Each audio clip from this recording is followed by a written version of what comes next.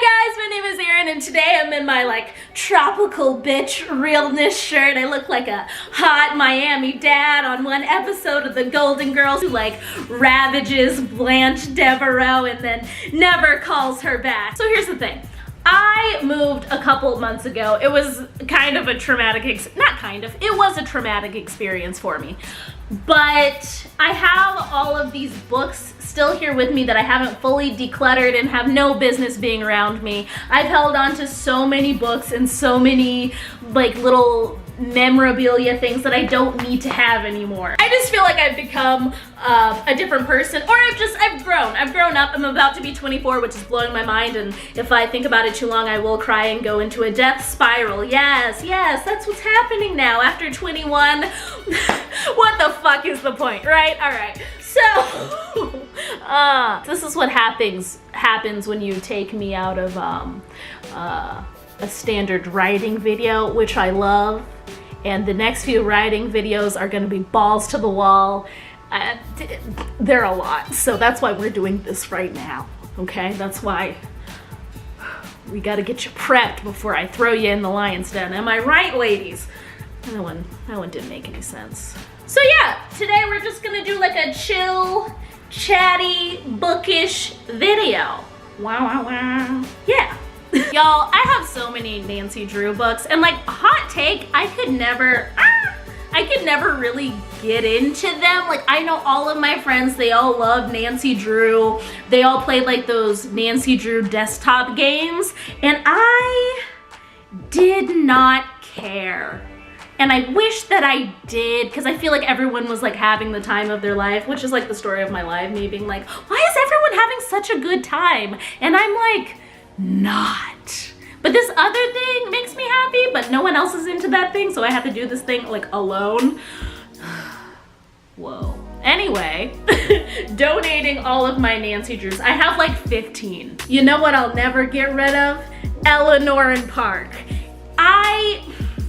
I truly think that Rainbow Rowell with this book changed the YA contemporary game. I really do, because it got a little dry, it got a little crusty for a minute. I was not into it at all. I was like, whatever, I'm in college now, I'm doing my thing, I'm gonna read some literary fiction, some sci-fi, some magical realism, yes. And then she came out with this and I was like, all right, I'm back, bitch, it's fine, I'm here, thank you.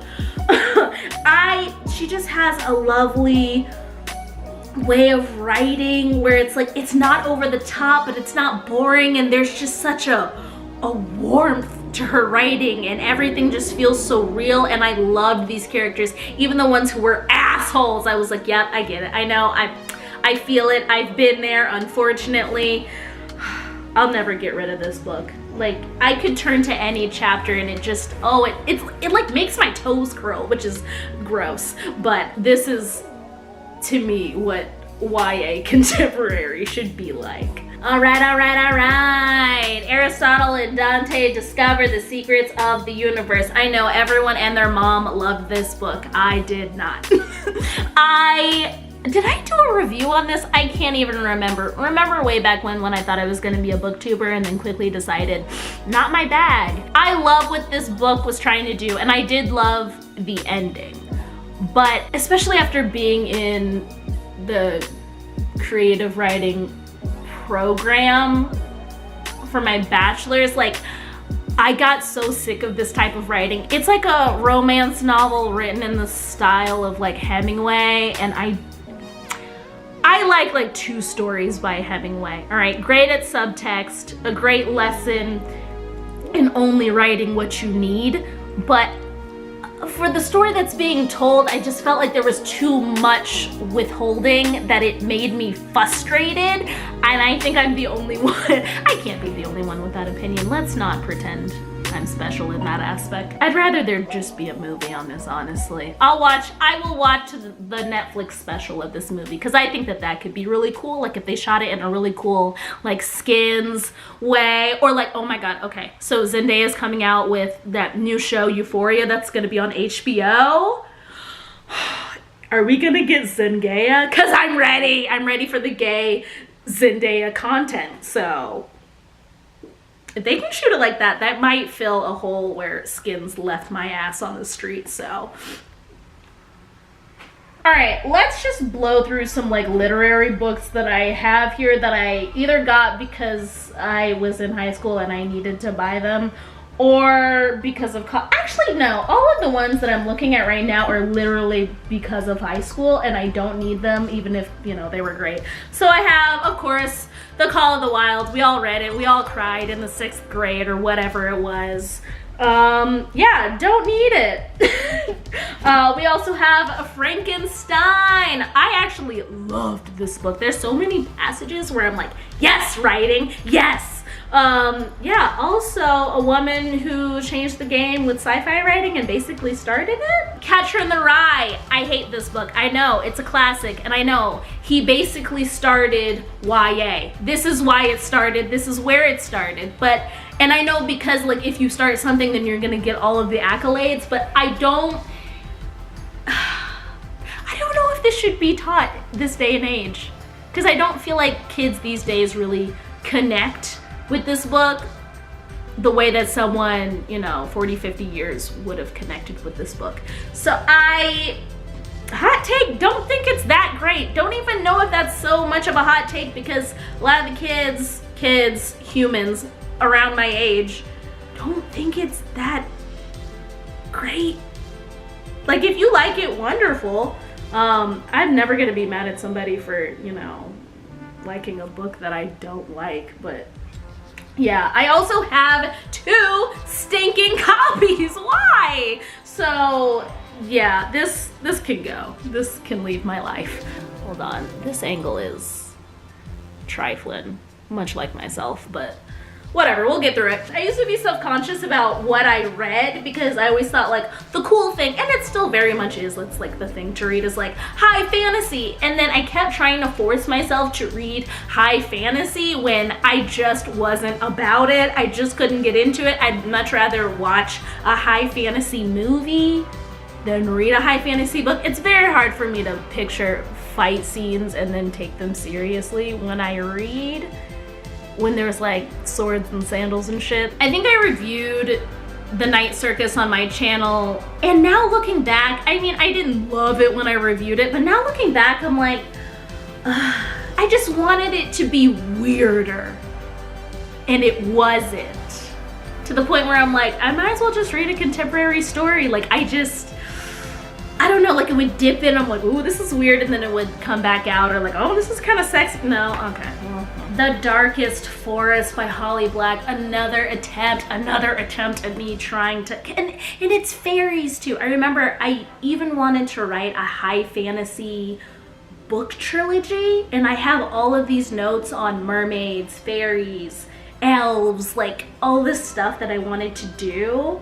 And maybe one day I'll write something with like a touch of, you know, supernaturalness in it, but I much preferred all the parts where they were just like sitting around and like talking and just being teenagers, and I liked hearing about all the drama between them. But honestly, the dude in the glass case, I did not care. Lost Voices. I'm obsessed with mermaids. I've been obsessed with mermaids since I was a little kid. I think that I'm finally gonna be a mermaid for Halloween this year. I always have this bad habit of like, oh, when I look like this, or oh, when I have enough money to do it this way, that I'll do it, or you know, when I'm more experienced on YouTube, when I'm a more experienced writer, then I'll do these things. But now I'm kind of fed up, and I'm like, why? Why am I waiting? What am I waiting for? Anyways, I just booked a flight to LA because I'm leaving. Ha! So there's that. So Lost Voices. It's. I wish I liked this book because it's everything, like plot-wise and character-wise, that I would want, but I just couldn't get on with the writing style. So a 14-year-old Luce has had a tough life, but she reaches the depths of despair when she is assaulted and left on the cliffs outside her grim gray Alaskan fishing village. She expects to die when she stumbles into the icy waves below, but instead undergoes an astonishing transformation and becomes a mermaid. A tribe of mermaids finds Luce and welcomes her in, all of them, like her, lost girls who surrendered their humanity in the darkest moments of their lives.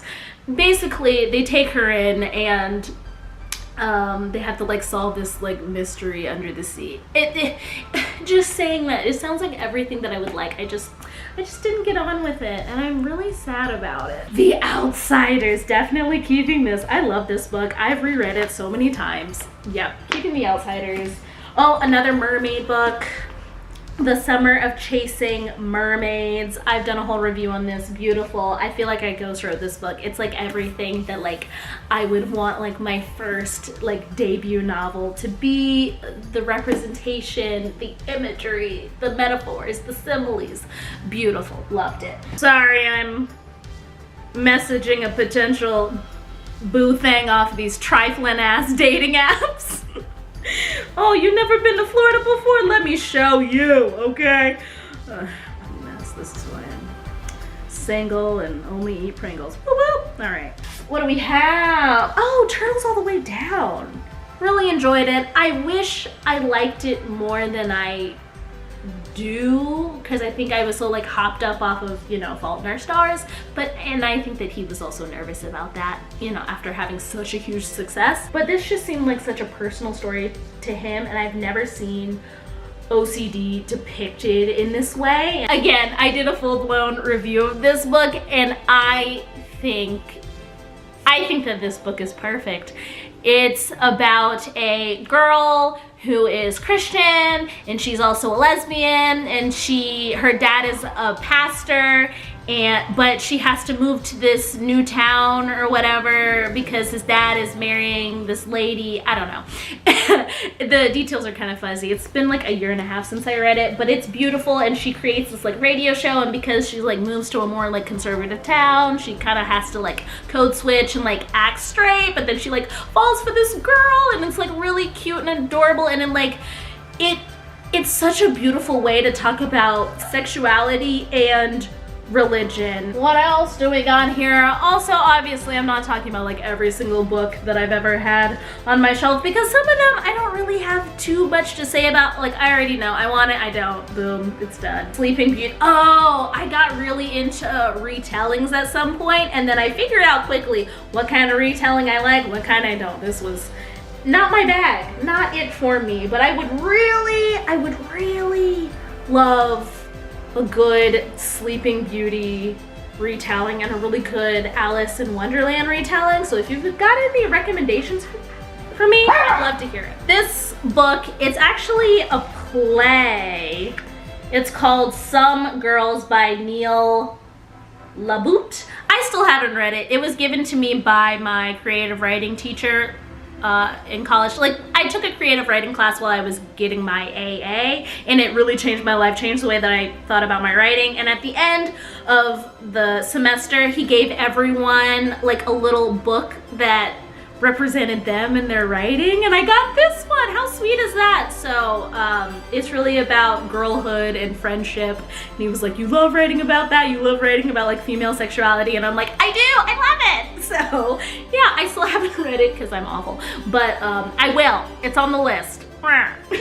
We have Howl and Other Poems by Allen Ginsberg, an introduction by William Carlos Williams. Yeah, okay, so another book gifted to me by an English professor. Love it, keeping it. What do we have? Persuasion, Jane Austen. This is another one where I would like to find a retelling of this, but I don't need to keep this on my shelf. I have the whole Maze Runner series. Here's Scorched Trials. Where's the rest? I think it's time to donate these. The author's a piece of shit, but I adored this series, and yeah, it's like one chapter's closing, ready to move on. Thank you. We have Bounce. Oh, this is another summer reading book.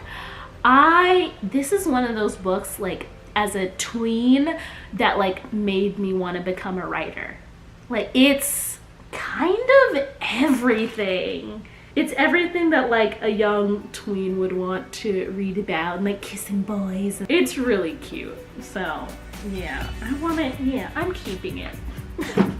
Let's just bust through a few. Another Nancy Drew book, The Secret of Shadow Ranch. Another horse book, Sarah! I have a whole sketch about horses that's coming up. Again, just a lot of dumbassery, but in the best way. Yeah, the kids' book of questions. Why on earth do I have this? Webster's Spanish, English, Spanish dictionary. You know what? I do want this. I do want that.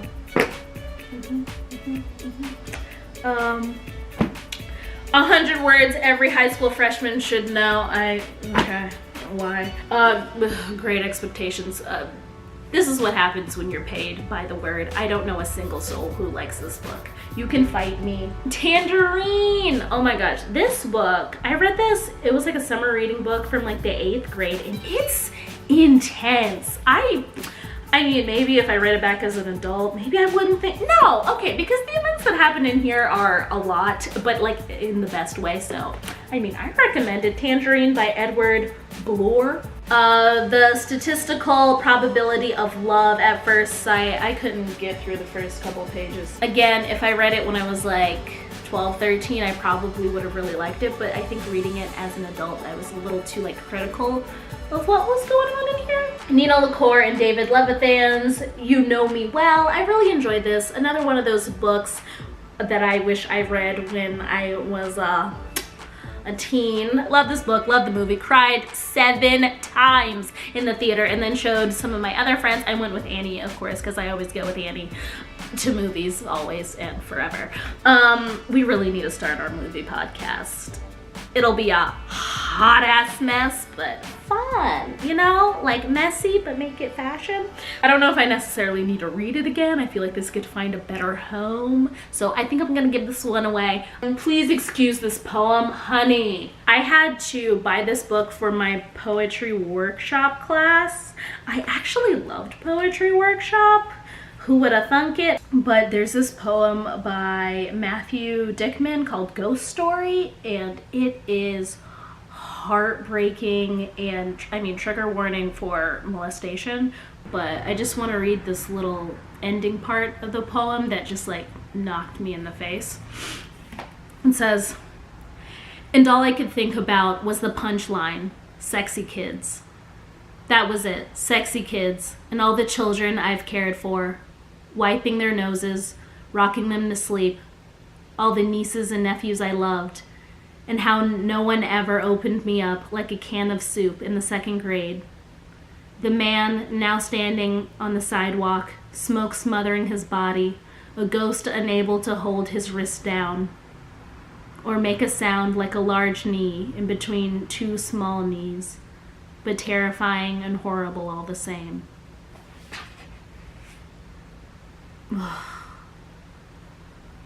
The imagery of like opened me up like a can of soup and then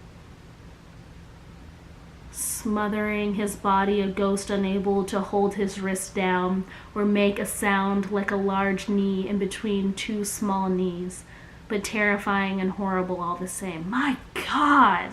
Yeah, the whole poem is about a guy making like a molestation joke at a bar, and then a guy having to excuse himself and like go smoke a cigarette outside. I remember reading this for the first time. I cried.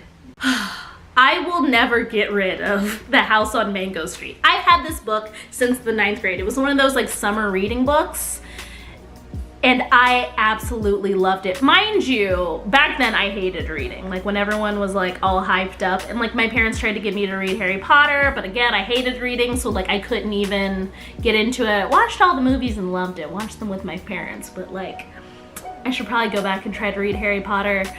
But now I'm to the age where it's like, if I don't like it, I'm gonna weirdly feel bad, even though no one cares if I like it or not, but yeah.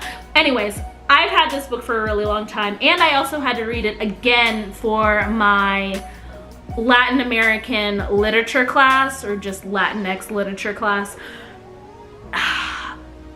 And I really encourage everyone who's like a literature major, creative writing major, media, screenwriting, film major, just take all the classes that you're interested. You don't have to, unless you're, you know, your school requires it. You don't only have to take British lit classes. You don't only have to take American lit classes. Like, I learned so much, and it was really, I think, one of my like top 2 favorite classes that I ever took. And I loved my Latin American literature class. It was truly amazing. And we read this, and my teacher was Latin American. Most of the class was. There was only like 2 people in there who weren't Latinx. And I learned so much. And this book is just so delicate and beautiful and heartbreaking and feels like home, but not. I really implore everyone to read this book. If you like prose poetry, I think that you're really gonna eat this up. Alright guys, that's all that I have for you today. I hope you enjoyed this video. I went through almost 3 bins. Tell me what you're into reading now. I'm into reading about cults, so expect a freaky book haul all about cults. So yeah, anyway, thank you so much for watching, and I will see all of you lovely people in my next video. Bye!